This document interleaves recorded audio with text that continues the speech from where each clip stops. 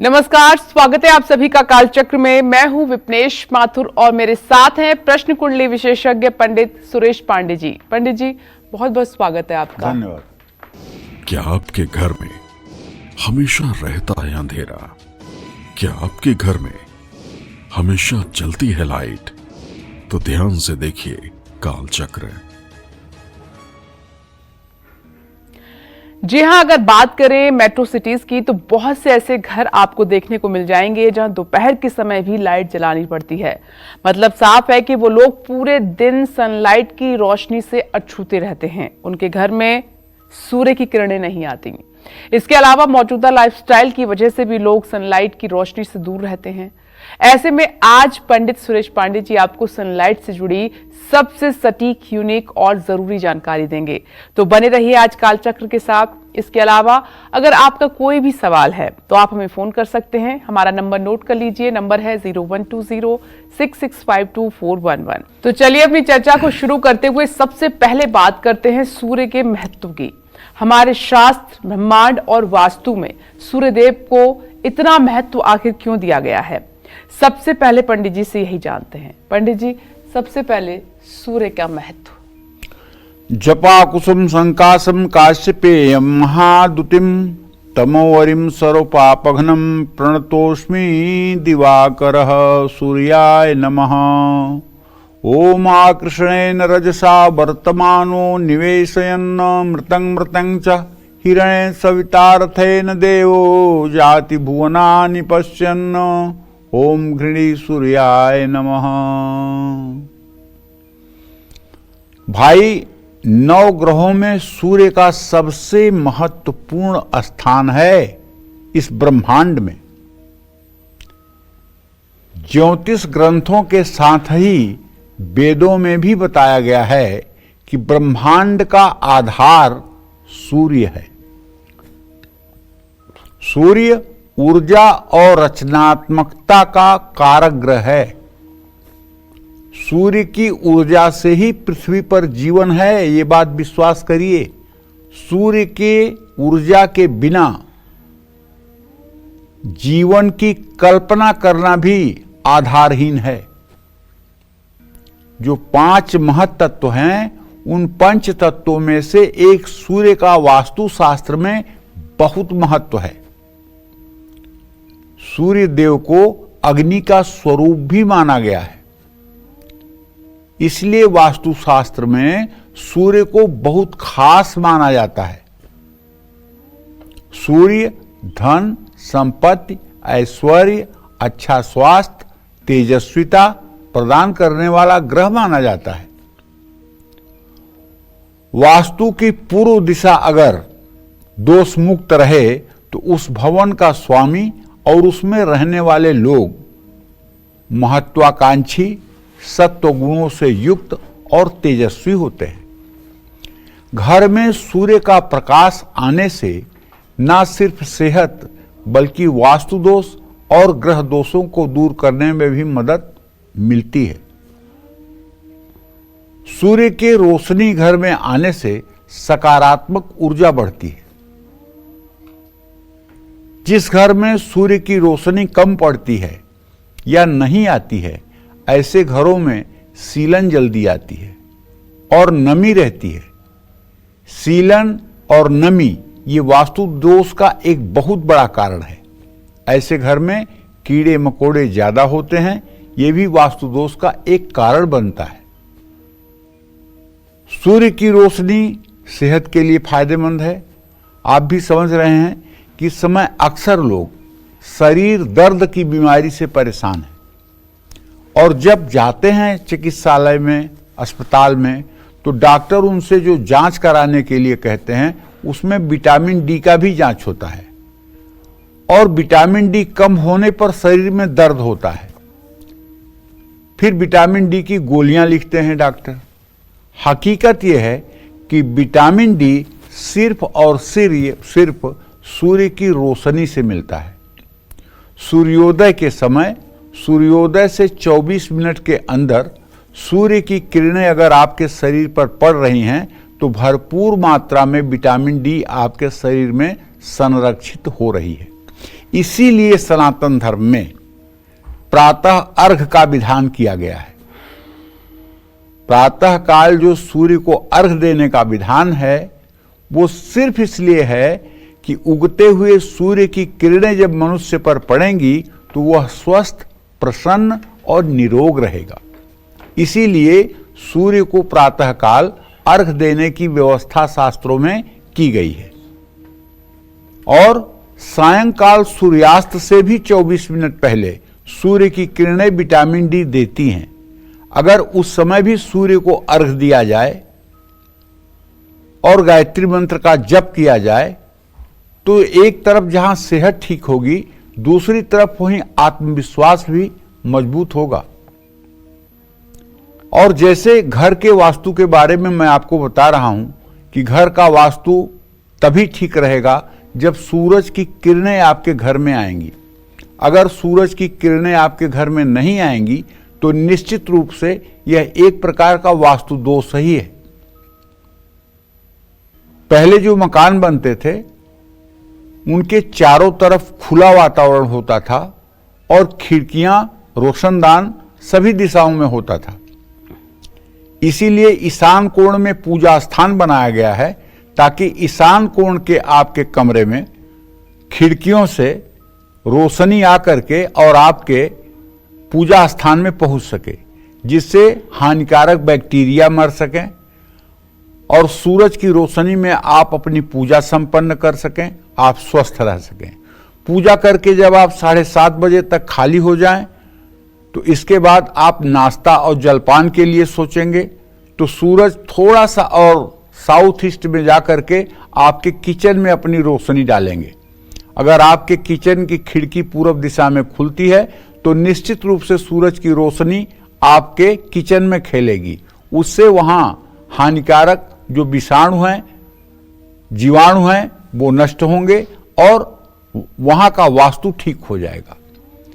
इसी तरह से थोड़ी देर के बाद जब आप विश्राम की अवस्था में जाएंगे या मकान मालिक अपने साउथ वेस्ट के डायरेक्शन में जाएगा तो सूरज की रोशनी साउथ वेस्ट के कमरे में पूरे दिन सूर्यास्त तक खेलेगी। ऐसे में जो घर का मुखिया है, जो पूरे घर की व्यवस्था देखता है, उसको अंधेरे से कोई तकलीफ नहीं होगी और वो प्रसन्नता पूर्वक अपने कामकाज को निपटाएगा। तो कहने का मतलब यह है कि सूर्य की स्थिति, अच्छा शरीर में भी अगर जन्मकालिक सूर्य नीच राशि में है, नीच नवांश में है, पापक ग्रहों के साथ है, पापक ग्रहों की दृष्टि में है, तो ऐसे आदमी का आत्मबल बहुत कमजोर होता है। लेकिन अगर सूर्य की स्थिति बहुत अच्छी है, सूर्य मेष राशि के 10 डिग्री पर है, तो ऐसा आदमी चाहे झोपड़ी में पैदा हुआ हो, उसको चक्रवर्ती सम्राट बनने से कोई रोक नहीं सकता है। सूर्य एक इकलौता ऐसा ग्रह है। और अगर सूर्य तुला राशि के 10 डिग्री पर हो तो कुबेर का भी बेटा हो भीख मांग के मरेगा। चाहे जितने राजयोग कुंडली में भरे हों, भरे रहने दीजिए। वो तभी तक उसकी आजीविका चलेगी जब तक उसका पिता जीवित रहेगा। पिता के मृत्यु के बाद ही उसके ऊपर दुखों के बादल फाट पड़ेंगे। तो कहने का मतलब सूर्य इस सृष्टि का आधार है, मैं सिर्फ ये बताना चाहता हूं। और हर सनातनी का धर्म होता है कि वो स्वयं सूर्य को नित्य अर्घ दे और अपने बच्चों को बचपन से ही संस्कार देने की कोशिश करे, सूर्य की उपासना बताने की कोशिश करे, सूर्य का महत्व बताने की कोशिश करे। हम अपने बच्चों को घर, मकान, बैंक बैलेंस कम देने की कोशिश करें, संस्कार ज्यादा देने की कोशिश करें। अगर बच्चा संस्कारी होगा तो वो सब कुछ बना लेगा, और अगर बच्चे का संस्कार नहीं है तो आप चाहे जितना बना दीजिए, उसको सब मिट्टी में मिलाने में समय नहीं लगेगा। इसलिए छोटे बच्चों को 3 साल, 4 साल, 5 साल के बच्चों को संस्कार दीजिए। अब 22 साल वाला बेटा आपके समझाने से नहीं समझेगा। वो आप भाषण देते रहिए, आपका भाषण एक कोने में पड़ा रहेगा। लेकिन अगर 4 साल, 5 साल, 3 साल की उम्र में बच्चों को आप संस्कार देना शुरू करें तो ये ब्रह्म बीज उसके अंदर जो आप बो रहे हैं, ये निश्चित रूप से एक दिन पुष्पवित पल्लवित होगा और बच्चा संस्कारी होगा। जय मां विंध्यवासिनी। घरों में सूर्य की रोशनी आती है, उनकी लाइफ और हेल्थ कैसी रहती है? साथ ही जिन घरों में सूर्य की रोशनी नहीं आती है, वो लोग अपने जीवन में किन मुश्किलों का सामना करते हैं? आइए पंडित जी से जान लेते हैं। पंडित जी, दोनों बताइए। जब जाड़ा के दिनों में ऐसा कभी होता है कि 10-5 दिन लगातार सूरज नहीं दिखाई देता है, तो आप जरा सा वनस्पतियों पर ध्यान दीजिए। गेहूं के खेत को देखिए और दूसरी वनस्पतियों को देखिए, सारी पत्तियां पीली पड़ने लगती हैं, सारी फसल पीली पड़ने लगती है। केवल सूर्य की 10 दिन रोशनी जमीन पर ना पड़े तो सारी फसल पीली पड़ने लगती है। और सूर्य के निकलते ही 2-4 दिन के अंदर वही सारी वनस्पतियां एकदम हरी भरी हो जाती हैं। तो जब निर्जीव वनस्पति पर इतना प्रभाव सूर्य का है, तो जरा आप कल्पना करिए जीवधारी मनुष्य के ऊपर इसका कितना प्रभाव होगा। हर दिन जिस घर में भरपूर मात्रा में सूर्य की रोशनी आती है, उस घर में अगर कोई बड़ा या गंभीर वास्तु दोष ना हो तो वहां रहने वाले लोग हमेशा स्वस्थ ही रहेंगे। सूरज की रोशनी तन और मन को हमेशा स्वस्थ रखने में मदद करती है। जिस घर में सूरज की रोशनी नहीं पहुंचती है, वहां रहने वाले बार बार और प्रायः बीमार पड़ते हैं। जिन घरों में रसोई और बाथरूम में भी सूरज की रोशनी आती है, वहां रहने वालों के जीवन में सकारात्मक ऊर्जा बढ़ती है। रसोई और बाथरूम में सूर्य की रोशनी आने से घर में पैसों की कभी कमी नहीं होती है। सूर्य की रोशनी से ना सिर्फ वास्तु दोष बल्कि ग्रह दोष भी दूर होते हैं। सूर्य की रोशनी घर में आने से आत्मविश्वास बढ़ता है। वहां रहने वाले लोग ऊर्जावान महसूस करते हैं। घर में कृत्रिम रोशनी यानी बल्ब या ट्यूबलाइट पूरे दिन जले रहने से शरीर पर नकारात्मक प्रभाव पड़ता है। अपने बेडरूम में हमेशा धीमी रोशनी रखें, इससे नींद अच्छी आएगी और बुरे विचार कम आएंगे। जय मां विंध्यवासिनी। उससे पहले कालचक्र दर्शक ज्योत्सना जी हमारे साथ मौजूद हैं। स्वागत है आपका। अपना प्रश्न पंडित जी से कीजिए। प्रणाम पंडित जी। हाँ, सदा सुखी रहिए। मेरे 2 प्रश्न है पंडित जी। मेरे बेटा का नाम शिवम है और उसका जन्म है 30/11/2007 5:05 में शाम को हुआ था। उसका भविष्य तो बताइए। और वो नीट का एग्जाम देगा अभी। और एक प्रश्न और एक पुत्र है, उसका नाम गुन्नू है। वो 11/11/12 में हुआ था 3:35 में। उसका भविष्य बता दीजिए। बड़े वाले बेटे का भविष्य आपके बहुत अच्छा है, इसमें कोई संदेह नहीं है। ये बच्चा अपनी जिम्मेदारियों को, अपने उत्तरदायित्व को ठीक ढंग से निर्वाह करेगा और एक सफल इंसान की भांति अपना जीवन जिएगा। अगर आप इससे कुछ करा सकती हैं तो इससे आपको आग्रह करना चाहिए कि ये नित्य नहाने के बाद 2 मिनट का समय लगेगा, हनुमान चालीसा का पाठ करे। अगर ये नित्य हनुमान चालीसा का पाठ करेगा तो अपने लक्ष्य के प्रति जागरूक रहेगा और इसे सफलता मिलेगी। ज्योत्सना जी, आपने जो अपने दूसरे बेटे के बारे में प्रश्न पूछा है, तो मैं बताना चाहूँगा कि सूर्य और शनि दोनों ग्रहों का तृतीय एकादश इत्थसाल है। छोटे बेटे का भी आपके भविष्य अच्छा है, लेकिन उसे तकनीकी क्षेत्र में भेजिएगा। अगर उसे इंजीनियरिंग के क्षेत्र में आप भेजेंगी तो निश्चित रूप से उसका भविष्य अच्छा होगा। किसी दूसरे क्षेत्र में उसे ज़्यादा मेहनत करनी पड़ेगी और सफलता मिलने में भी देर हो सकती है।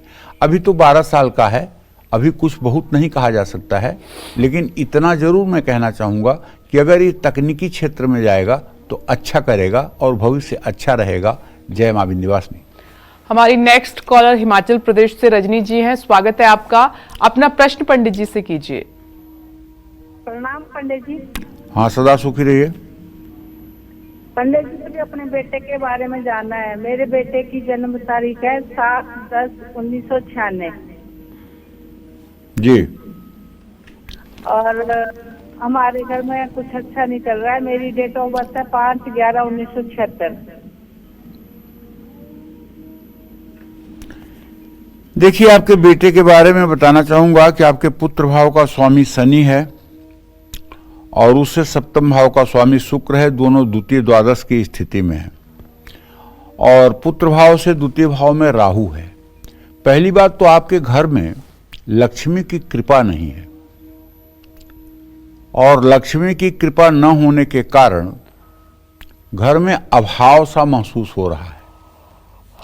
मैं आपसे ये कहना चाहूंगा कि आप 7 तरह के अनाज 1-1 किलो और एक कंबल ये व्यवस्था करके शनिवार को किसी जरूरतमंद को दान कर दीजिए।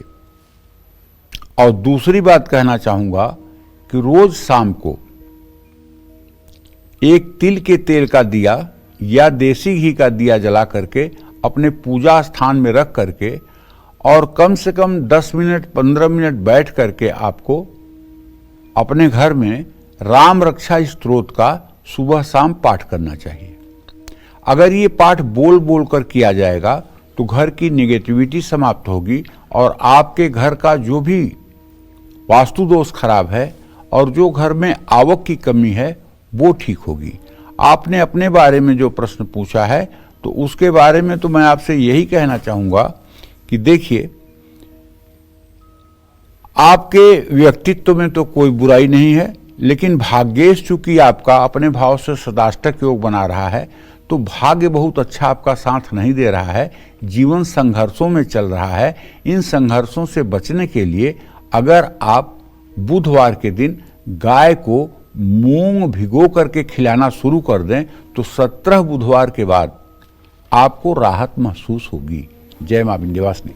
और हमारी नेक्स्ट कॉलर मुरादाबाद से हैं किरण जी। स्वागत है आपका कालचक्र में। अपना प्रश्न पंडित जी से पूछिए। जी पंडित जी प्रणाम। हाँ, सदा सुखी रहो किरण। पंडित जी, मैं मुरादाबाद से बोल रही हूँ जी। मेरे बच्चों के बारे में जरा भविष्य से बताइए पंडित जी। मैं तो बहुत ही परेशान हूँ। मकान का ऋण मेरा नहीं चुक पा रहा है और बहुत छोटा मोटा काम है मेरे पति का जिससे बस गुजारा ही चल रहा है। लेकिन मेरे बड़े बेटे का जन्म पंडित जी 25 नवंबर 2002 है शाम को 3:45 और छोटे बेटे का जन्म आज बड़ी सौभाग्य की बात फोन लगा है पंडित जी। आज मेरे बेटे का जन्मदिन है 25/12/2003 5:30 दिन बृहस्पतिवार। दोनों के भाग्य में कोई सरकारी नौकरी का योग है या नहीं है पंडित जी? प्लीज कृपा करके बताइए। देखिए, पहले आपके बेटे के जन्मदिन की ढेर सारी शुभकामना देना चाहूंगा और मां विंध्यवासिनी से प्रार्थना करूंगा कि उसका जीवन मंगलमय हो। जहां तक आपने प्रश्न किया है अपने बड़े बेटे के भविष्य को जानने के लिए और उसकी सरकारी नौकरी के जानने के लिए, तो शुक्र और चंद्रमा दोनों का चतुर्थ दृष्टि से इत्तिसाल, चतुर्थ दशम दृष्टि से इत्तिसाल हो रहा है। बड़े बेटे के किस्मत में सरकारी नौकरी नहीं है, उसे अब प्राइवेट सेक्टर में अपनी किस्मत आजमानी चाहिए और अपनी आजीविका के लिए प्रयास करना चाहिए। जहां तक आपने अपने छोटे बेटे के बारे में किरण प्रश्न किया है तो उसके बारे में बताना चाहूंगा। बुध और बृहस्पति की स्थिति अभी परस्पर सप्तमस्त है, लेकिन अभी वो 21 साल का होने जा रहा है। 2003 का पैदा हुआ है, तो ऐसे में 9 जून 2025 के बाद 9 जून को बुध और बृहस्पति दोनों एक राशि और एक अंश पर होंगे। उसके बाद ये जीवन में डिसाइड करेगा कि इसे सरकारी क्षेत्र में जाना है कि प्राइवेट क्षेत्र में जाना है। अगर सरकारी क्षेत्र में जाना होगा तो बैंकिंग, इंश्योरेंस और एजुकेशन में जा सकता है और अगर प्राइवेट क्षेत्र में जाना होगा तो किसी कारपोरेट का भी हिस्सा बन सकता है। हाँ, आप अगर अपने घर की परेशानी दूर करना चाहती हैं और परेशानियों से बाहर निकलना चाहती हैं तो आपको चाहिए कि सुबह शाम श्री सूक्तम के 16 मंत्रों का संस्कृत में 16 बार सुबह 16 बार शाम को घी का दिया जलाकर पाठ करिए। महालक्ष्मी का चित्र घर में लगाइए। नित्य महालक्ष्मी को चंदन लगाइए, लाल फूल चढ़ाइए, कुछ भोग लगाइए, काजू, किशमिश, मिश्री, न कुछ हो तो गुड़ या चीनी का भोग लगाइए और उनके सामने पीने के लिए एक छोटी सी गिलास में पानी रखिए, कपूर से आरती करिए। अगर ये उपाय आप लगातार 3 साल तक कर देंगी तो आपके घर का अभाव जिंदगी भर के लिए समाप्त हो जाएगा। लेकिन इसका चमत्कार 1-2 महीने या 1-2 दिन में नहीं होता है, ये एक लंबी प्रक्रिया के तहत आपको चलना पड़ेगा। इसमें आपको लाभ मिलेगा, तभी आपका कार्यक्रम देखना सफल होगा। जय मां विंध्यवासिनी। सूर्य की रोशनी कैसे आपकी सेहत और किस्मत दोनों को चमका सकती है, यही कालचक्र में आज पंडित जी आपको बता रहे हैं। अपनी चर्चा को आगे बढ़ाते हुए बात करते हैं सूर्य की रोशनी की। सूर्य की रोशनी कैसे आपको सम्मान और सफलता दिला सकती है, आइए पंडित जी से समझते हैं। पंडित जी, कैसे मान सम्मान की प्राप्ति हो सकती है सूर्य की रोशनी से? जिसका आत्मविश्वास मजबूत होगा, जिसके चेहरे पर एक तेज होगा, जिसका आभा मंडल ऐसा होगा कि उससे मिलने वाला व्यक्ति प्रभावित हो जाएगा, तो बताओ उसे मान सम्मान कैसे नहीं मिलेगा। और जब आदमी का चेहरा मलिन होगा जी, मुखाकृति उदास होगी, उदासीनता चेहरे पर दिखाई दे रही होगी, दुख और विषाद के भाव चेहरे पर दिखाई दे रहे होंगे, तो ऐसे व्यक्ति से कोई आकर्षित क्यों होगा? ऐसे व्यक्ति को लोग महत्व क्यों देंगे? बिल्कुल सही बात है। ये दुनिया जो है, कोई यहाँ किसी को प्यार नहीं करता है विपनेश। यहाँ लोग अपने स्वार्थ पर दूसरे को प्यार करते हैं। पति अपने पत्नी को स्वार्थ के लिए प्यार करता है, पत्नी अपने पति को स्वार्थ के लिए प्यार करती है। और यहाँ केवल एक रिश्ता है जो बिना स्वार्थ के प्यार करता है, वो रिश्ता है माँ का। बाकी सारे रिश्ते स्वार्थ पर प्यार करते हैं। जो दोनों के बीच में स्वार्थ है उसे हटा दिया जाए तो मतलब कि निश्चित रूप से प्यार समाप्त हो जाएगा जी। तो जब हमारे अंदर आत्मविश्वास होता है, जब हमारे अंदर एक दृढ़ इच्छा शक्ति होती है, जब हमारा विल पावर मजबूत होता है और हमारा आत्मविश्वास हमारे चेहरे से झलकता है, तो हमें समाज में सम्मान बिना मांगे मिलता है। और ये सूर्य ग्रह की मजबूती की वजह से होता है। हाँ, क्योंकि 2 चीजें मैं बताऊं आपको, 2 चीजें ऐसी हैं जो बिना मांगे मिलती हैं और प्रयास करने पर कभी नहीं मिलती हैं। जैसे योग और भोग। अगर आप योग्य हैं तो सब कुछ आपको मिलेगा, इसको कहते हैं योग। अप्राप्त की प्राप्ति योग है। और भोग, भोग का मतलब सुख सुविधा। अगर आपके अंदर योग्यता है तो ये बिना मांगे सारी चीजें आपको मिलेंगी। योग और भोग जी किसी के परिश्रम से प्राप्त नहीं होता है, ये अपने आप सफलता के परिणाम स्वरूप अपने आप प्राप्त होता है। तो मध्य रात्रि से तड़के 3 बजे तक सूर्य पृथ्वी के उत्तरी भाग में होता है। ये समय सबसे गोपनीय माना जाता है। इस दिशा में कीमती वस्तुएं रखना लाभकारी होता है। सूर्योदय से पहले रात 3 बजे से सुबह 6 बजे का समय ब्रह्म मुहूर्त होता है। इस समय सूर्य पृथ्वी के उत्तर पूर्वी भाग में होता है। ये समय चिंतन, मनन, अध्ययन करने के लिए बेहतरीन होता है। इसीलिए विद्यार्थियों को कहा जाता है कि आप ब्रह्म मुहूर्त में उठ करके पढ़ाई करें। ब्रह्म मुहूर्त में उठकर पढ़ाई करने वाला जो बच्चा होता है वो निश्चित रूप से मेधावी और प्रतिभा संपन्न होता है। सुबह 6 बजे से 9 बजे तक सूर्य पृथ्वी के पूर्वी हिस्से में रहता है।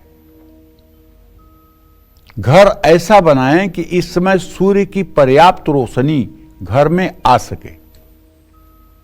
सुबह 6 से 9 बजे के बीच घर के सभी खिड़की और दरवाजे खोल कर रखना चाहिए। इस समय जिन लोगों के घरों में भरपूर मात्रा में सूर्य की रोशनी आती है, उस मकान का स्वामी मान सम्मान और सफलता प्राप्त करता है। इसमें कोई संशय नहीं है। जय मां विंध्यवासिनी। क्या आपका बाथरूम और किचन हमेशा गीला रहता है? क्या आपके स्टडी रूम में सनलाइट नहीं पहुंचती है? क्या है सनलाइट और घर के वास्तु का कनेक्शन? आइए जान लेते हैं पंडित जी से। पंडित जी बताइए। देखो, सुबह 9 बजे से दोपहर 12 बजे तक सूर्य पृथ्वी के दक्षिण पूर्व में होता है। घर में ये समय भोजन पकाने के लिए उत्तम होता है, भोजन बनाने के लिए उत्तम होता है। इस समय रसोई और बाथरूम भी गीले होते हैं वहां ऐसे में जिस घर में रसोई और बाथरूम सूखे नहीं रहते हैं, ऐसे घरों में रहने वालों की सेहत पर नकारात्मक प्रभाव पड़ता है।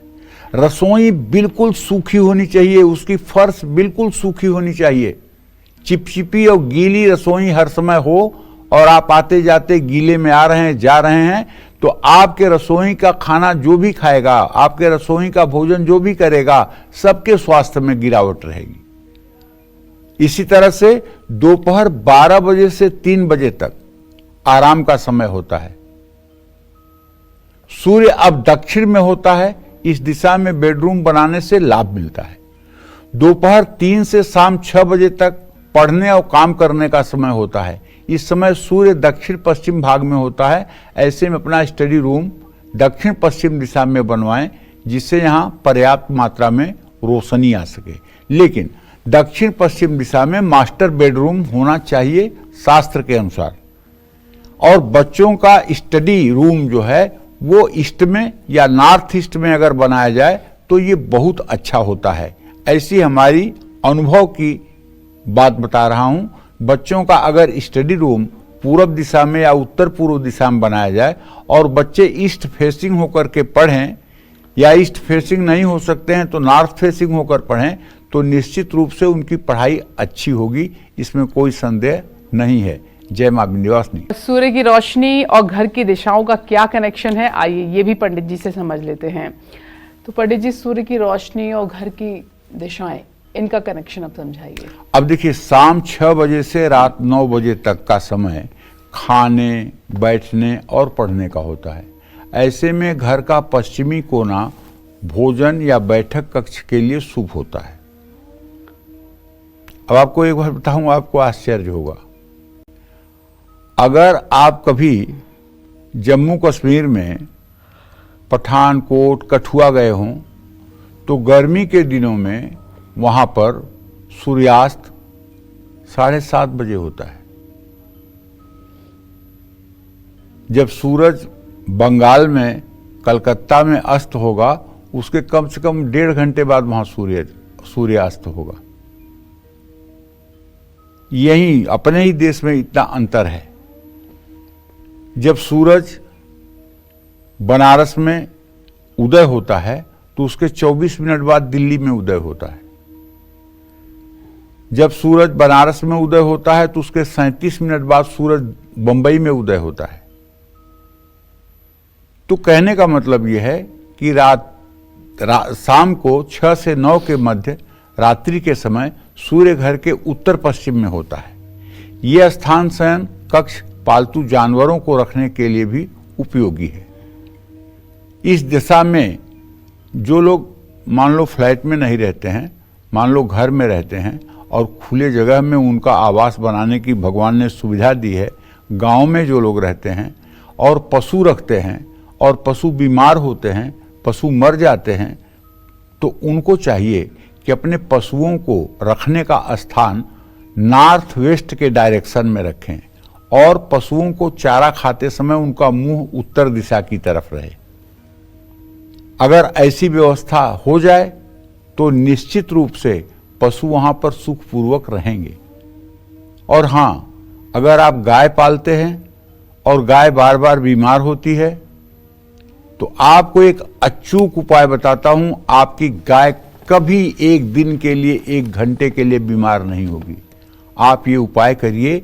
गाय का दूध जब भी निकालिए तो सबसे पहले उसमें से 100-200 ग्राम दूध निकाल करके अलग बर्तन में रख लीजिए और उसे जा करके नहा करके किसी शिवालय में शिवलिंग पर चढ़ा दीजिए।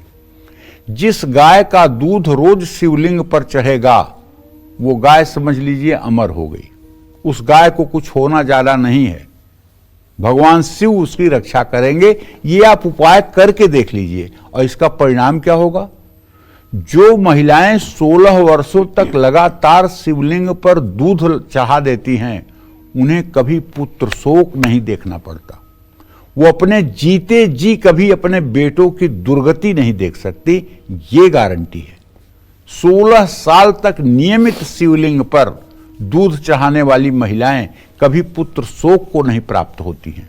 और अगर आप नहीं जा सकते हैं शिवालय में, शिवालय दूर है, तो अपने घर में ही पारे का शिवलिंग रख लीजिए और पारे के शिवलिंग पर श्रृंगी में गाय का दूध भरकर और उससे शिवलिंग का अभिषेक करिए। मंत्र नहीं आता है तो नमः शिवाय बोलिए, या YouTube पर रुद्र सूक्तम टाइप कर दीजिए, वो बजेगा, तब आप अभिषेक करिए, फल मिलेगा आपको। जय मां विंध्यवासिनी। अब बारी है आज की हमारी ईमेल कुंडली विजेता की, और आज की हमारी ईमेल कुंडली विजेता है कोटा राजस्थान की रहने वाली किरण चौधरी, और इन्होंने ईमेल के जरिए अपने भविष्य के बारे में जानना चाहा है। पंडित जी, इनकी डिटेल आपके पास है। इनके सवाल दो हैं। एक तो इनकी शादी नहीं हो पा रही है, क्या ये मांगलिक हैं? दूसरा, 25 में इनकी नौकरी कैसी रहेगी? देखो, ऐसा है कि इनकी कुंडली कर्क लग्न की है और इनकी जो राशि है वो मिथुन राशि है। इनके विवाह भाव का स्वामी शनि मंगल के साथ सप्तम भाव में बैठा हुआ है, जो विवाह के लिए बहुत अनिष्टकारी होता है। और ये पूर्ण रूपेण मंगली हैं, बहुत तगड़ी वाली मंगली हैं, इसलिए इनके विवाह का संयोग नहीं बन रहा है। और इनके विवाह का संयोग अप्रैल 2026 के बाद ही बनेगा। अभी विवाह का कोई संयोग बनता हुआ नहीं दिखाई दे रहा है। दूसरी बात, विवाह के बाद भी इनके वैवाहिक जीवन में बहुत तनावपूर्ण स्थिति रहेगी। ये तनावपूर्ण स्थिति ना रहे, इसके लिए इन्हें शनि की शांति करानी चाहिए। शनि के मंत्रों का 1,02,000 मंत्र जप कराना चाहिए, या ओम संग शनश्चराय नमः इस मंत्र का 10 माला जप इन्हें 102 दिन स्वयं शाम के समय दिया जला करके करना चाहिए। अभी इनका समय ठीक नहीं चल रहा है। 3 फरवरी 2026 तक इनका समय बहुत ही विपरीत है। न नौकरी के लिए अच्छा है, न फैमिली लाइफ के लिए अच्छा है। इस समय में इन्हें चाहिए कि 1 कटोरा भात, 2 चम्मच दही, 2 चम्मच घी और 1 पाव गुड़, ये चारों चीज मिला करके 7 शनिवार किसी भैंस को खिलाएं। निश्चित रूप से इससे लाभ मिलेगा। जय मां विंध्यवासिनी। तो किरण, आप बिल्कुल भी परेशान ना हो, क्योंकि हम तब तक परेशान रहते हैं जब तक हमें अपनी परेशानी का उपाय नहीं पता होता है। आज पंडित जी ने जो आपकी परेशानी है उसका उपाय बताया है, आप वो करें, आपके जीवन में सब कुछ अच्छा हो जाएगा। आपकी नौकरी भी अच्छी रहेगी और आपकी शादी भी अच्छी रहेगी। अगर आपके घर में भी सूर्य की रोशनी नहीं आती है और आपको इसके नेगेटिव इफेक्ट झेलने पड़ रहे हैं, तो आपको तांबे से जुड़े कौन से उपाय जरूर करने चाहिए, आइए पंडित जी से जान लेते हैं। पंडित जी बताएं। देखिए, अगर आपके घर में सूरज की पर्याप्त रोशनी नहीं आती है, आप किराए के मकान में रहते हैं और कुछ बदलाव भी नहीं कर सकते हैं, तो ऐसे में सूरज की रोशनी घर में न आने से आपको नुकसान ना हो, इसके लिए आप तांबे के सूर्य से कौन से उपाय कर सकते हैं, ये मैं आपको बताता हूँ। अगर आर्थिक संकट है, बचत नहीं होती है, तो घर की उत्तर दिशा में तांबे का सूर्य लगाइए। मिलता है, दुकानों पर मिलता है, सूरज का पूरा आकार बना हुआ तांबे पर मिलता है। बच्चों की एकाग्रता कमजोर है, पढ़ाई में मन नहीं लगता है, तो बच्चों के स्टडी टेबल के ठीक सामने पूरब की दीवार पर आप तांबे का सूर्य लगाइए। घर में अगर बीमारियां ज़्यादा हैं तो ड्राइंग रूम में या घर के पूर्वी हिस्से में तांबे का सूर्य लटका दीजिए। घर की दक्षिण पूर्व दिशा में तांबे का सूर्य लटकाने से घर में अन्न की कमी नहीं होती है। घर की महिलाओं का स्वास्थ्य भी बना रहता है। घर में कलेश रहता है और अशांति है, तो घर के मुखिया को अपने बेडरूम में पूरब दिशा में सूर्य प्रतिमा लगानी चाहिए। सूर्य देव की प्रतिमा लगाने से हर समय सुख की अनुभूति होगी। तांबे का सूर्य होना चाहिए। कारोबार में नुकसान हो रहा है, नौकरी ठीक नहीं चल रही है, तो अपने डेस्क पर तांबे का सूर्य रखें। परिवार की सुख शांति के लिए अपने घर के मंदिर में सूर्य देव की प्रतिमा स्थापित करें या तांबे का सूर्य रखें। मान सम्मान की प्राप्ति के लिए अपने बेडरूम में तांबे की सूर्य प्रतिमा रखें। और यदि आप व्यवसायी हैं और अपने ऑफिस में आपका काम अच्छा नहीं चल रहा है तो अपने ठीक पीछे बैठने वाले चेयर के ठीक पीछे 7 घोड़े दौड़ते हुए और उसमें पीछे निकलता हुआ सूर्य हो, ऐसे 7 घोड़ों का चित्र आप अपने चेयर के पीछे लगा लें।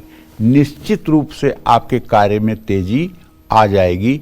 जय मां विंध्यवासिनी। तो पंडित जी ने आज सूर्य की रोशनी और आपकी किस्मत का क्या कनेक्शन है वो समझाया, सूर्य का महत्व समझाया कि सूर्य हमारे जीवन में कितने महत्वपूर्ण हैं। पंडित जी, इसके लिए आपका बहुत बहुत धन्यवाद। और इसी के साथ उम्मीद करते हैं कि आज का हमारा विषय आपको बहुत पसंद आया होगा। कल फिर एक नए विषय और आपकी परेशानियों को दूर करने के लिए ढेरों उपाय लेकर आएंगे हम पंडित सुरेश पांडे जी के साथ। तब तक के लिए कालचक्र की पूरी टीम को दीजिए इजाजत। नमस्कार।